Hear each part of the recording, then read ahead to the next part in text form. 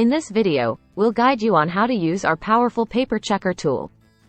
Whether you're a student, a professional, or anyone who wants to improve their writing, MyAssignmentHelp Paper Checker tool has got you covered. Let's get started. Import your document.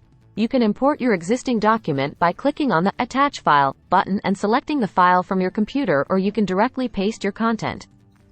Then click on the Check Paper button to select the document you want to check. Our tool supports various file formats, such as Word documents, PDFs, and plain text files. The tool will scan your whole document, grammar and spelling check. Our tool also analyzes your document for grammar and spelling errors. It detects common mistakes, suggests corrections, and provides explanations to help you improve your writing. Plagiarism check.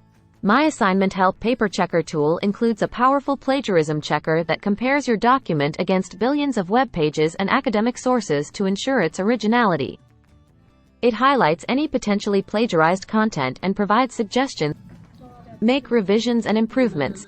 As you review the suggestions, make necessary revisions and improvements to your document to enhance its overall quality. Save and export.